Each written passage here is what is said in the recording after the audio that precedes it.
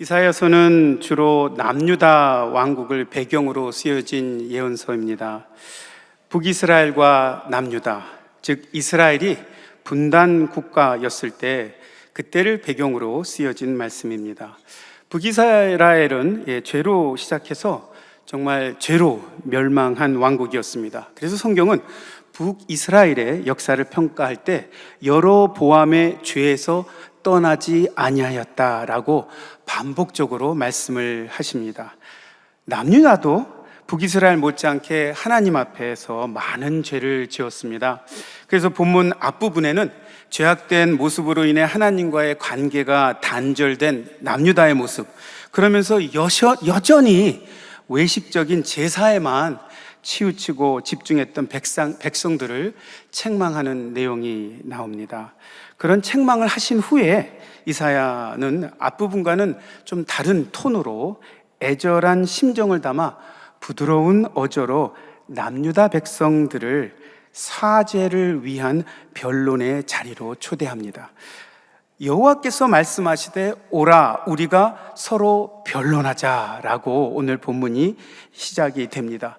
여기서 이 변론하자는 말 그 자체는 공식적인 법정 용어로 논쟁을 통해 어떤 사건의 진위를 판명하자라는 의미를 담고 있습니다. 그래서 언뜻 느껴지는 것이 시시비비를 따지자, 혹은 명명백백하게 밝혀보자, 이런 느낌이 있지만 사실 남유다 백성이 하나님 앞에 죄를 지었다는 것은 너무나 명백한 일이기 때문에 그것에 대해서 시시비비를 따질 필요는 없었던 것입니다. 이렇게 변론의 여지가 없음에도 불구하고 변론을 하자라는 것은 하나님께서 남유다의 죄악을 일반적으로 벌하지 않으시고 함께 변론함으로써 reason together, 같이 생각함으로써 상황을 한번 파악해보자, 정리해보자, 또 좋은 결과와 또 기회를 함께 만들어가보자라는 그런 의미를 담고 있는 것입니다. 즉 자신들이 무엇을 잘못했는지, 얼마나 큰 잘못을 했는지 깨닫고 회복할 수 있는 기회를 주시겠다는 하나님의 애틋한 마음이, 회복의 좋은 관계로 부르시는 그런 애절한 마음이 우리가 서로 변론하자에 담겨 있는 것입니다. 그러면서 그들이 지은 죄에 대한 설명을 이제 본격적으로 하시는데요. 두 가지 색상을 사용하십니다. 우리 PPT를 한번 띄워주시죠. 두 가지 색상입니다. 너희의 죄가 주홍 같을지라도 또 진홍같이 붉을지라도. 그런데 여기서 한 가지 우리가 질문을 하게 됩니다. 왜 이사야는 죄의 색깔을 준홍 또 진홍, 주홍이와 진홍, 진홍이를 빨간색, 붉은색 계통으로 이야기를 하는 걸까요? 검정색이나 다른 짙은 색들이 있을 텐데 그 죄는 주홍 같고 스칼렛, 진홍같이 크림슨, 붉을지라도 red라고 묘사하고 있습니다. 스칼렛, 주홍은 히브리어 샤니라는 단어이고요. 크림슨, 진홍은 톨라이고요. 레드는 붉은 에돔입니다. 창세기 36장에 에서가 붉어서 에돔이었죠. 특히 주홍의 샤니와 진홍의 톨라, 이 두 단어가 매우 흥미로운 단어들입니다. 이 두 단어는요, 먼저는요, 성막과 대제사장의 의복에 대한 설명을 할 때 자주 사용된 단어들입니다. 성막은 무엇인가요? 언약의 하나님께서 죄인된 백성과 관계를 맺으시는 화해의 자리가 성막이고요. 대제사장은 또 무슨 일을 했나요? 속죄와 중보를 통해 그 언약 관계를 유지하게 하는 매개처였죠. 성막과 대제사장의 의복색 중에 붉은색 부분을 보통 영어로 단일 단어인 스칼렛, 홍색으로 성경은 이야기하고 있고 그렇게 번역되고 있습니다. 성막, 대제사장 모두 다 생명과 깊은 연관이 있습니다.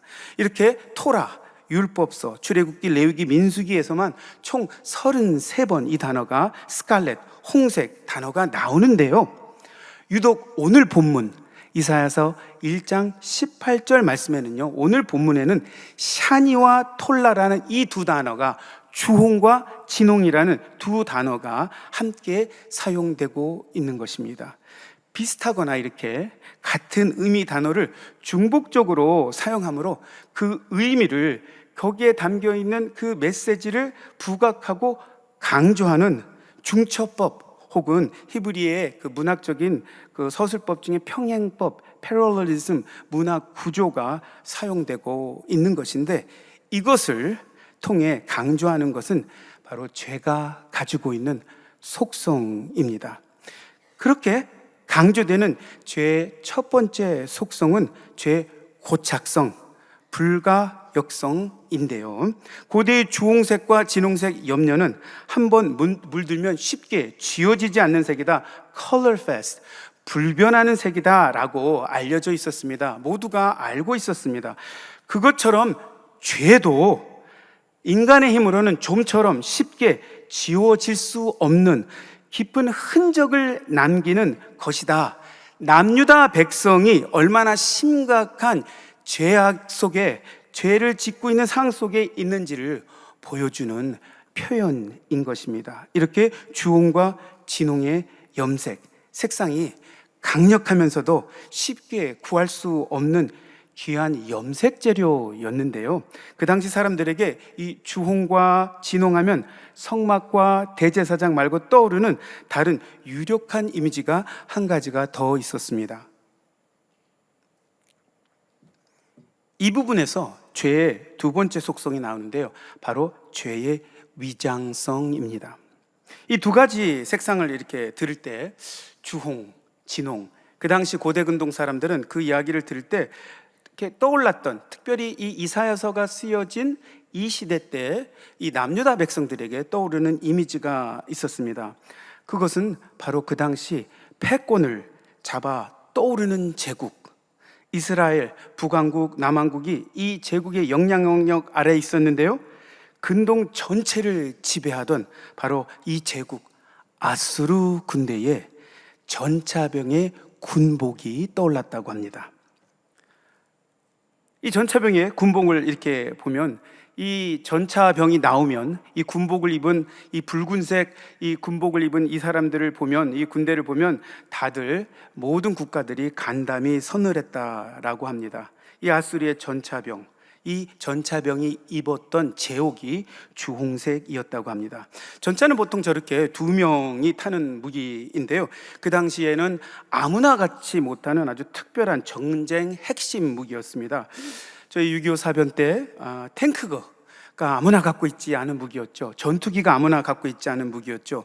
그랬던 것처럼, 혹은 전쟁에 지금 이제 판도를 바꾸는 지금 현대의 뭐 스텔스 전투기기, 극초음속 탄도 미사일, 뭐 이런 것처럼 그 당시에는 정말 핵심 전쟁 전투 무기였습니다. 한 명은 마차를 타고 이렇게 몰고 있고요, 다른 한 명은 활을 저렇게 쏩니다.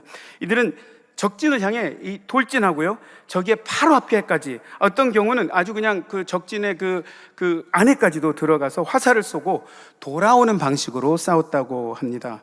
적진 맨 앞이나 심지어는 적진을 돌파하는 역할을 했던 이들은 언제나 저기에 화살 세례를 받았고, 저 군단이 딱 나오면 벌써 다 무서워하면서 화살을 쏘기 시작했겠죠.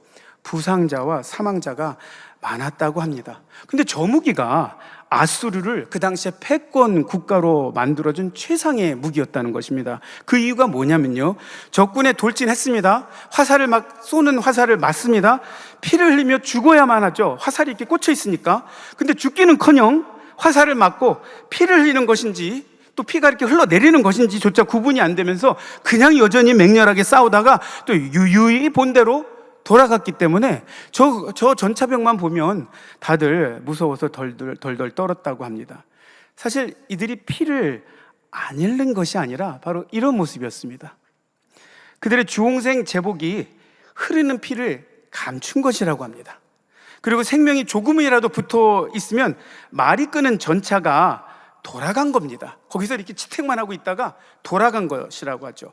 어쨌든 멀리서 보기에는 저 전차병들은 화살을 맞았는데도 피도 안 흘리고 또 죽지도 않고 우리를 공격하다가 저렇게 유유히 또 돌아가는구나 라는 이미지가 있어서 모든 군대들이 공포감을 갖고 대했다고 합니다.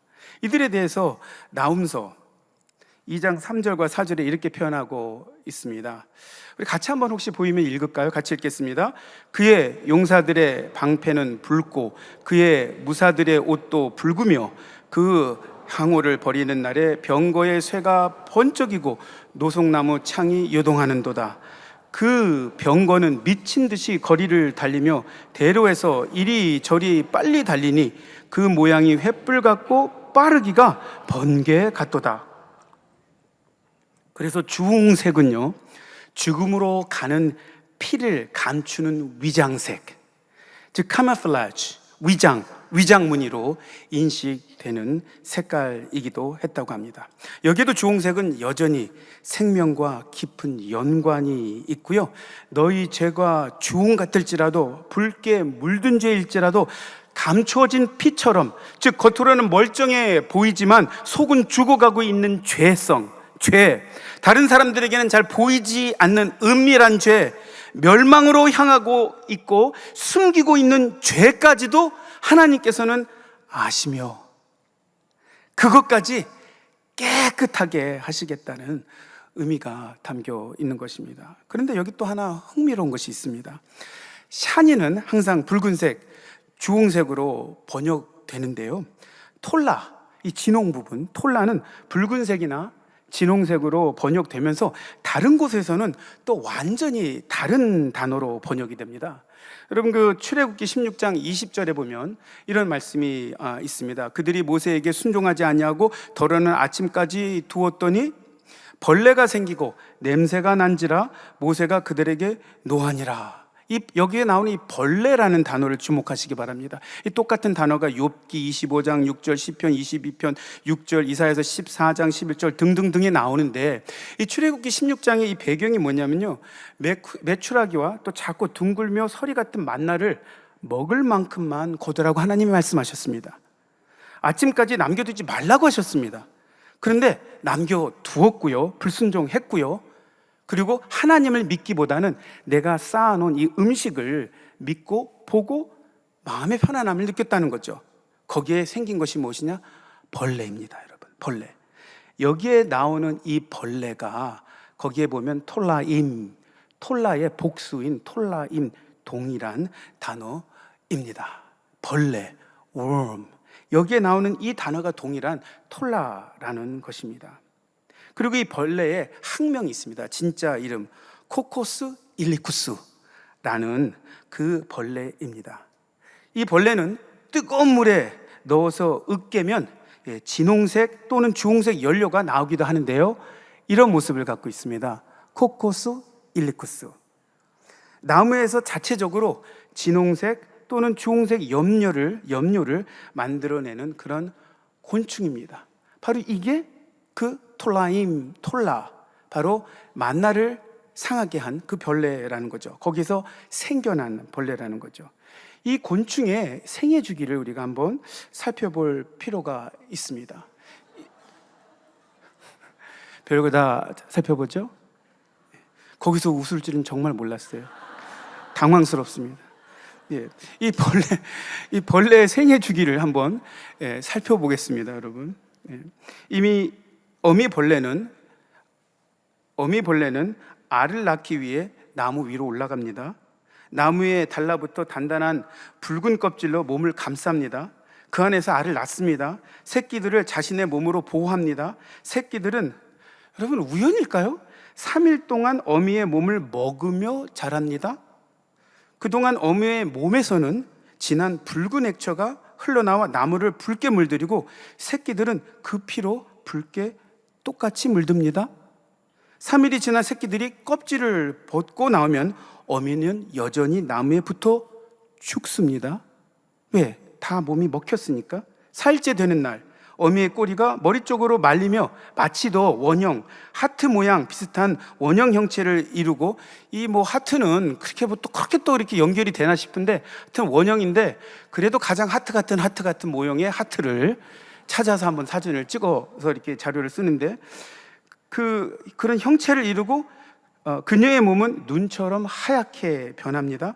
그 하얀 껍질은 양털 조각처럼 나무에 붙어 있다가 결국 눈송이처럼 떨어져서 사라집니다. 여러분, 그 당시에 이 진홍, 샤니, 진홍, 주홍, 샤니, 진홍, 톨라임, 벌레, 아수르 군대, 이런 모든 것들이 이사야서 1장 18절, 어떻게 보면 저와 여러분들이 너무 친숙한 말씀이죠.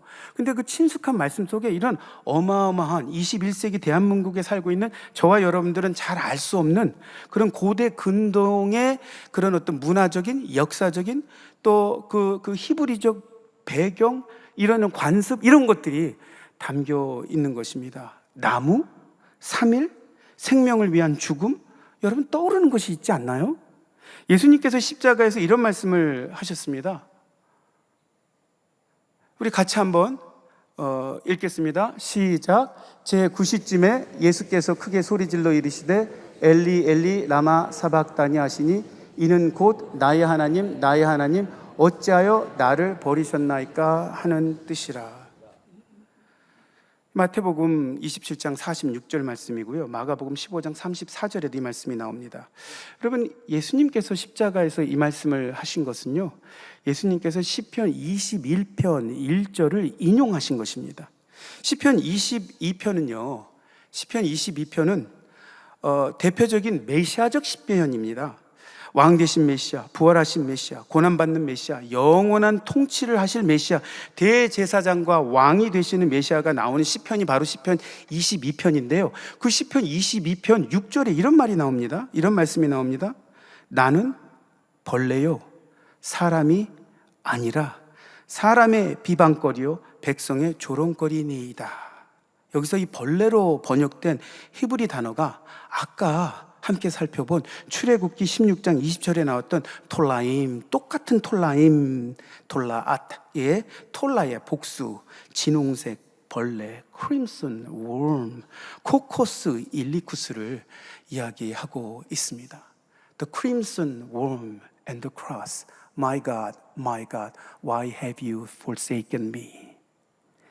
이 벌레가, 진홍색이, 톨라가 또 예수 그리스도의 그런 구속사적 역사를 예표하고 있는 것입니다. 이런 문화적 배경 속에서 이스라엘 사람들은 주홍, 샤니와 진홍, 톨라, 여러분들은 주홍과 같이, 진홍과 같이 우리는 빨간색 두 개인가 보다.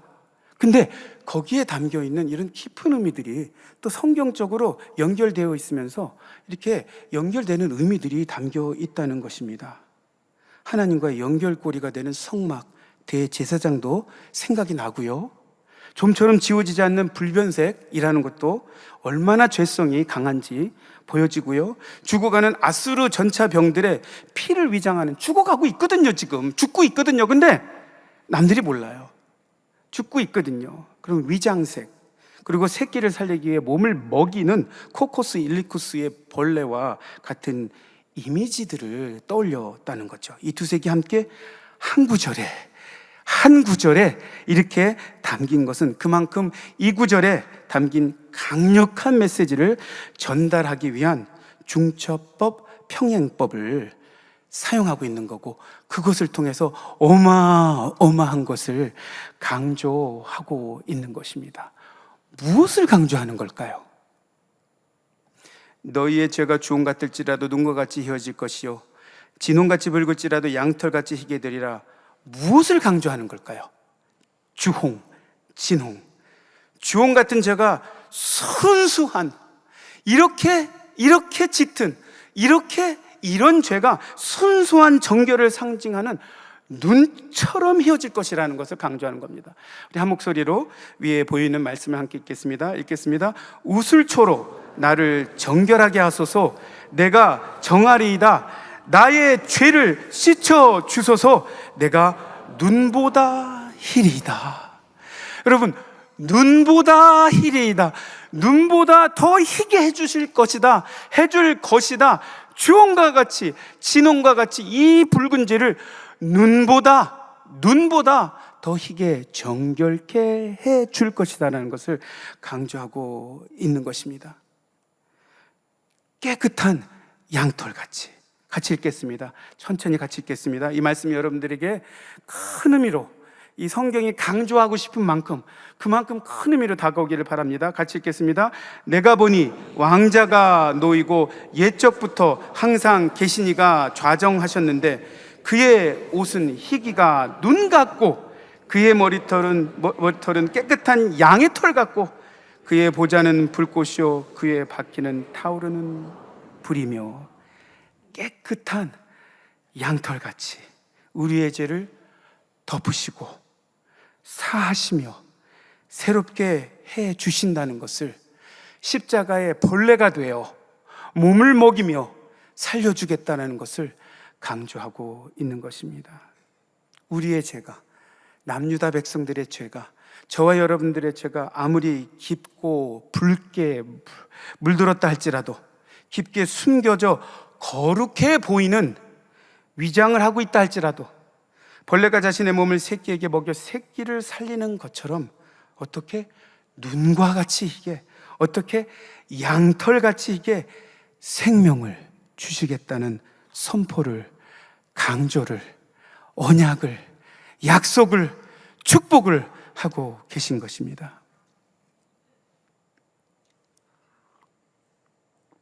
브라질의 산호세 캄포라스라는 도시 근처에 아주 특별한 시설이 있다고 합니다. 휴마이타라는 그런 시설인데요. 브라질 정부가 교도소를 이곳에 이렇게 세웠는데 그 교도소의 운영 체제가 좀 특별합니다. 교도소 전체 관리를 2명의 그리스도인이 한다고 합니다. 그리고 남은 모든 그 수많은 일들을 수감자들이 함께 하는 곳이라고 합니다. 무엇까지도 관리하면서 열쇠까지도 관리하면서. 이곳에 프리즌 미니스트리, 감옥 사역을 하시는 우리 이제 미국의 유명한 분이신데 척컬슨 목사님이 이제 방문을 하셨습니다. 방문을 하신 후에 이런 보고를 이제 이제 보고를 이렇게 나누셨는데, 나는 휴마이타를 방문했을 때 모든 수감자들이 웃고 있는 것을 보았다. 나를 안으로 들여보낸 사람은 살인을 저지르고 잡혀온 사람이었다. 내가 어느 곳을 가든지 사람들은 다 평온해 보였다. 안내자는 나를 예전에 죄수들을 고문하던 작은 독방으로 인도하였다. 지금은 단지 한 사람만 갇혀 있다고 말했다. 나는 그곳이 궁금해졌고 그곳에 들어가 보고 싶다는 생각이 들어서 안에 들어갈 수 있냐고 물었다. 그 안내자는 나에게 정말로 들어가 보고 싶으신가요? 라고 물었고 나는 물론이죠 라고 답을 했다. 그는 천천히 육중한 문을 열기 시작했고 나는 그 독방의 모습을 볼 수 있게 되었다. 이 독방을 이렇게 보는데 처음에는 빛이 붙여서 안 보이던 이 독방에 죄수가 있었는데 그 죄수는 휴마이타의 식구들이 아름답게 조각해 놓은 십자가에 달리신 예수님이셨다. 그 교도소의 유일한 죄수인 예수님, 그 예수님이 십자가에 달려 있는 것이었다. 예수님은 우리 모두를 위해 남은 형기를 채우고 계십니다 라고 안내자는 나에게 말했다. 교도소의 유일한 죄인. 죄수들이 이 감옥에 와서 이 부분에 대해서 예수 그리스도께서 그들을 위하여 형기를 채우고 있고 그 감옥에서 벗어날 수 있는, 죄에서 벗어날 수 있는, 자유로울 수 있는 것은 누군가가 그 형벌을 받아야 하고 죄값을 치러야 한다는 걸 확인할 때, 확증할 때, 공감할 때, 믿기 시작할 때 죄수들의 삶이 바뀌기 시작했다라고 척컬슨 목사님에게 말씀을 해 주었다고 합니다. 여러분, 예수님께서 우리의 형기를 이미 채워 주셨습니다. 저와 여러분들의 주홍과 같은, 진홍과 같은 죄를 사하시기 위하여 이미 형기를 채워 주셨습니다. 그리고 저와 여러분들을 거룩한 하나님 앞에 나아가기에 부족함 없는 눈과 같이, 양털같이 휘어진 존재로 만들어 주셨습니다. 여러분, 이번 주는 특별히 복음적 평화 통일 주일이 있는 6월 셋째 주입니다. 많은 사람들은 통일에 대해서 이제는 생각을 하지 않습니다. 통일을 생각하는 사람들도 통일을 왜 해야 하는가를 생각을 하면서 긍정적인 또 원하는 소망보다는 부정적인 생각들을 많이 갖습니다. 여러분, 통일은 왜 되어야 할까요? 그리고 북한 땅은 왜 북한 땅을 향해 우리가 무엇을 해야만 할까요? 아니, 왜 사랑의 교회는, 왜 오정현 담임 목사님은 대형교회 목사님으로서 유일하게 지금까지도 매년 피 흘림 없는 복음적 평화통일을 외치시며 이렇게 복음적 평화통일 주의를 만들어서 통일과 북한에 대한 영혼들을 생각하게 하는 것일까요? 여러분, 이유가 많겠지만 가장 큰 이유는 하나님께서 저곳에 있는 영혼들을 주홍과 같이, 진홍과 같이 죄 지은 모습이다 할지라도 그들에게 눈과 같이, 양털같이 희게 해주는 생명의 역사를, 그들에게도 저희가 누리고 있는 이 은혜를, 저와 여러분들이 만끽하고 있는 생명의 역사를 체험하게 해야만 하기 때문에 통일은 이루어져야 된다고 생각을 합니다. 그분들이 무슨 잘못이 있고 저희들은 무엇을 잘했나요? 저희들은 이렇게 자유롭게 예배를 드리고 있고 그분들은 그런 걸 접할 기회도 없는 건가요? 그 땅을 향한 하나님의 마음을 헤아린다면, 안 믿는 사람들이 얘기하는 통일 여러 가지가 있습니다. 그러나 이곳에 있는 저와 여러분들은 하나님의 마음이, 하나님의 시선이, 하나님이 저 땅을 보면서 어떤 마음과 생각을 갖고 있으실지를 한 번 더 깊게 생각하는 한 주가 되기를 바랍니다. 통일은 어떻게 되는가도 얘기합니다. 여러분, 통일은 진정한 저희 대한민국 교회가, 저와 여러분들이 회개하며 주님께 매어 달릴 때 통일은 하나님께서 은혜와 긍휼을 베풀어 이루어 주실 것이라고 저는 믿습니다. 통일 시기는 언제일까요? 이런 회개의 역사가 일어날 때가 아닌가 생각을 하고요. 히스기야 시대 때 유다의 회개를 통해 국가적인 부흥이 일어난 것처럼, 요시야 왕의 회개로 나라가 바뀌었던 것처럼, 다니엘의 민족적 회개 기도로 바벨론 포로 귀환이 시작된 것처럼 여호사밧의 회개 기도로, 저와 여러분들이 간절히 기도하는 이 회개 기도로 그것이 모아질 때 하나님께서 통일은 이루어 주실 것이라고 믿습니다. 근데 세월이 지나니까요, 70년도 훨씬 지나가고 세월이 지나가니까 이 통일에 대한 마음이 식어지는 모습들이 있는 것 같습니다. 통일 얘기할 때 별로 마음에 동요가 없고요, 또 관심도 이렇게 없어지는 모습들이 나타나는 것 같습니다. 그래서 요새 여러분, 이 통일, 북한 이런 얘기를 할 때 아주 두드러지게 나타나는 모습이 있습니다. 저희 사랑의 교회와 깊게 연관돼서 사역하고 있는 이 글로벌 교회들이 대한민국 교회보다 더 열심히 북한을 향해 선교를 하겠다, 대한민국에 있는 수많은 성도들보다 더 뜨거운 마음을 가지고 북한에 들어가서 선교하겠다, 북한을 위해서 기도하겠다라고 기도의 부흥의 역사들이 세계 방박 곳곳에서 일어나고 있습니다. 대표적인 나라가요, 브라질이고요. 집회를 하는데 북한에 선교사로 가겠다고 1000여 명이 소명을 받고 컬링에 응답을 하고요, 선교사 파송체 2위 국가가 되고요, 저희가 3위 국가가 됐고요. 여러분, 루마니아가 북한 선교에 대한 뜨거움이 불길처럼 타오르고 있습니다. 여러분, 몽골이, 저희하고 다 연관된 있는 분들을 얘기하는 겁니다. 그 몽골 교회가, 루마니아 교회가, 브라질 교회가 북한 선교를 하겠다고 북한의 선교사가 되겠다고 통일을 위해서 기도하겠다라고 기도회를 합니다. 왜 그럴까요? 우리가 안 하니까. 우리가 관심을 갖지 않으니까. 하나님이 하나님의 마음으로 영혼을 바라보며 영혼에게 생명을 주시고자 하는 하나님의 성도들을 일으켜 세우시는 것 같아요.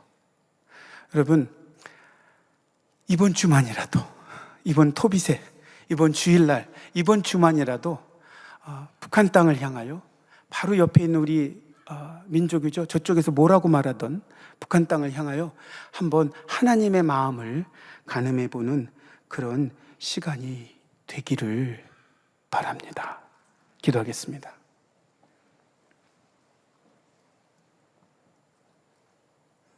저희의 죄가 주홍같이, 진홍같이, 샤니, 톨라 이렇게 붉을지라도 하나님께서 눈과 같이 희게, 양털같이 희게 용서해 주시고 생명을 주신 주의 은혜 감사드립니다. 저희들은 이 축복을 누리고 있는데 저 북녘 땅은 저곳에 2,500만 명의 수많은 영혼들은 그런 기회도 갖지 못하고 저렇게 있는데 하나님이 그들을 바라보는 시선, 하나님이 그들을 바라보고 있는 향한 그 마음을 저희도 갖게 하여 주옵소서.